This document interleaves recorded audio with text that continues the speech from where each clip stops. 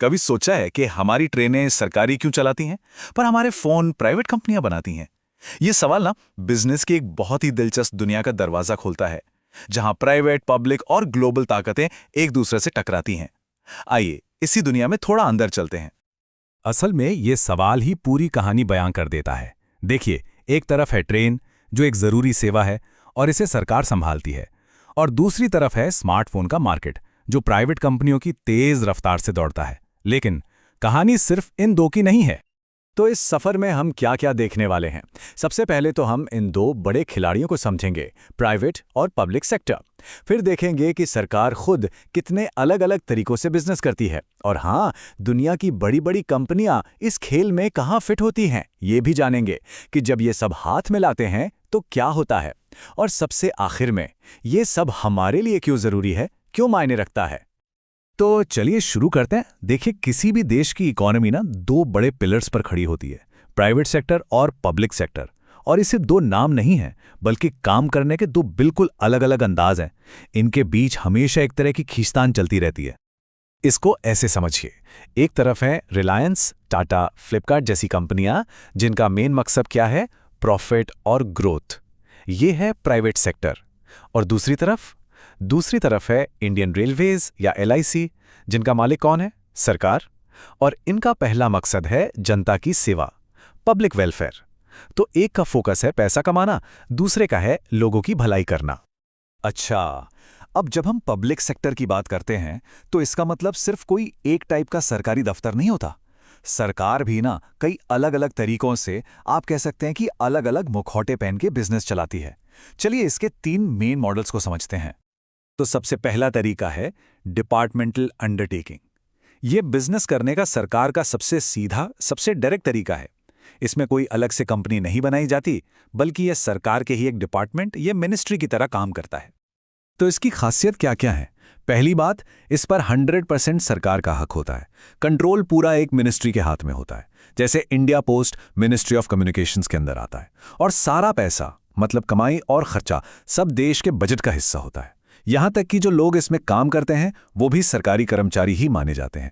Indian railways इसका सबसे classic example है। तो इस मॉडल का सबसे बड़ा फायदा क्या है?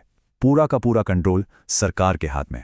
अब सोचिए, डिफेंस जैसे सेंसिटिव मामलों में, जहां सीक्रेसी सबसे ऊपर है, वहां यह स्ट्रक्चर एकदम परफेक्ट बैठता है। लेकिन इसी सरकारी कंट्रोल की एक कीमत भी चुकानी पड़ती है। ये जो इतना कंट्रोल है ना, इसी की वजह से फ्लेक्सिबिलिटी खत्म हो जाती है। सख्त नियम कानून के चक्कर में फैसले लेने में देरी होती है और काम की रफ्तार सुस्त पड़ जाती है। चलिए बातें हैं दूसरे मॉडल पर, पब्लिक कॉरपोरेशन।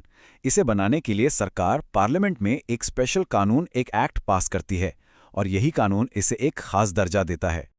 यह मॉडल बहुत दिलचस्प है। पता है क्यों? क्योंकि यह है तो सरकार का, लेकिन कानूनी तौर पर इसकी अपनी एक अलग पहचान है। ये अपने नाम पर प्रॉपर्टी खरीद सकता है, इस पर केस भी हो सकता है, इसे अपने फैसले लेने की ज्यादा आज़ादी होती है। और इसका मकसद सिर्फ सेवा करना नहीं है, बल्कि एलआईसी और ओएनजीसी की तरह पैसा कमाना भी है। और अब तीसरा मॉडल, गवर्नमेंट कंपनी। ये स्ट्रक्चर में बिल्कुल किसी प्राइवेट कंपनी जैसा ही होता है, और कंपनीज एक्ट के तहत ही रजिस्टर भी होता है। पर इसमें एक बहुत बड़ा ट्विस्ट है, और वो ट्विस्ट है ये नंबर 51%।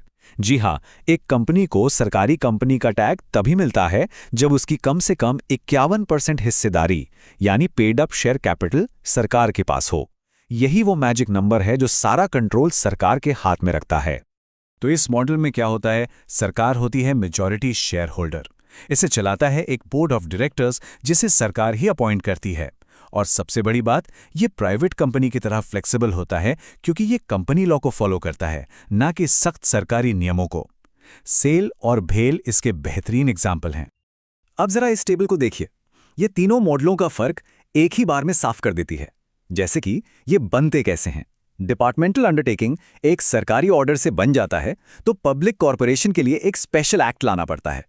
और जब बात आती है आज़ादी की, ऑटोनॉमी की, तो डिपार्टमेंटल अंडरटेकिंग सबसे ज्यादा बंधा हुआ है, जबकि गवर्नमेंट कंपनी को काम करने की सबसे ज्यादा छूट मिलती है। ठीक है, तो अभी तक हम देश के अंदर की बात कर रहे थे। अब जरा नेशनल बाउंड्रीज के बाहर चलते हैं, ग्लोबल स्टेज पर, जहां मल्टीनेशनल कंपनियों का दबदबा है। तो ये मल्टीनेशनल कंपनी या एमएनसी आखिर होती क्या है? सीधी सी बात है, ये एक ऐसी कंपनी है जिसका हेड ऑफिस तो किसी एक देश में होता है, लेकिन उसका बिजनेस, उसका कारोबार पूरी दुनिया में फैला होता है। ये आज की ग्लोबल इकोनॉमी के सबसे बड़े प्लेयर्स हैं। तो सवाल ये है कि ये कंपनियां इतनी पावरफुल कैसे बन जाती हैं?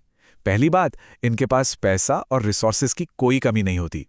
दूसरा, कंट्रोल एक सेंट्रल हेडक्वार्टर से होता है, जैसे माइक्रोसॉफ्ट का कंट्रोल अमेरिका से होता है। ये अपने साथ लेटेस्ट टेक्नोलॉजीज लेकर आती हैं और इनकी मार्केटिंग स्ट्रैटेजी तो कमाल की होती है। ये ग्लोबल ब्रांड होते हुए भी लोकल कल्चर का ध्यान रखते हैं। सोचिए कैसे मैकडॉनल्ड्स ने भारत के लिए महाराजा मैक बनाया। यही तो है इनकी खासियत। लेकिन देखिए, दुनिया हमेशा ब्लैक एंड व्हाइट में नहीं चलती। मतलब सिर्फ प्राइवेट या पब्लिक या सिर्फ देसी या विदेशी में बंटी नहीं रहती। अक्सर ये ताकतें एक साथ मिलकर कुछ नया और पावरफुल बनाती हैं। चलिए ऐसे ही कुछ हाइब्रिड मॉडल्स पर नजर डालते हैं। तो पहला हाइब्रिड मॉडल है जॉइंट वेंचर या जेवी। इसकी रेसिपी बहुत सिंपल है। पहला स्टेप, 2 या उससे ज्यादा कंपनियां किसी खास मकसद के लिए साथ आती हैं। दूसरा स्टेप, वो अपने अपने रिसोर्सेज, पैसा, टेक्नोलॉजी, मार्केट को एक साथ मिलाती हैं। और तीसरा, जो भी नतीजा निकलता है, चाहे प्रॉफिट हो या लॉस, उसे आपस में शेयर कर लेती हैं। इसका सबसे क्लासिक, सबसे शानदार उदाहरण है मारुति सुजुकी। भारत की मारुति के पास पूरे इंडियन मार्केट की समझ थी और जापान की सुजुकी के पास थी बेहतरीन कार बनाने की टेक्नोलॉजी। जब इन दोनों ने हाथ मिलाया तो नतीजा क्या हुआ? भारत की सबसे कामयाब कार कंपनी बनी। यही है एक सफल जॉइंट वेंचर की ताकत। एक और बहुत ही पावरफुल हाइब्रिड मॉडल है पब्लिक प्राइवेट पार्टनरशिप, जिसे हम पीपीपी भी कहते हैं। यहां सरकार और प्राइवेट कंपनी एक टीम की तरह काम करते हैं।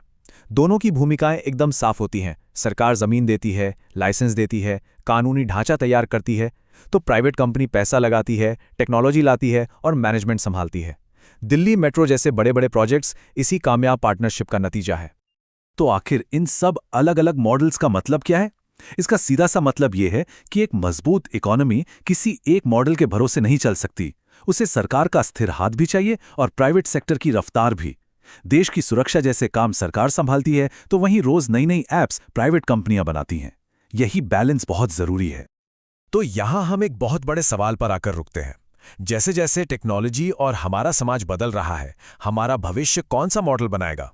क्या वो सरकार का भरोसेमंद ढांचा होगा या प्राइवेट सेक्टर की तेज रफ्तार होगी, या फिर इन दोनों के हाथ मिलाने से बना कोई नया रास्ता ही आगे ले जाएगा? इसका जवाब शायद अभी किसी के पास नहीं है, पर यह सवाल हमें सोचने पर मजबूर जरूर करता है।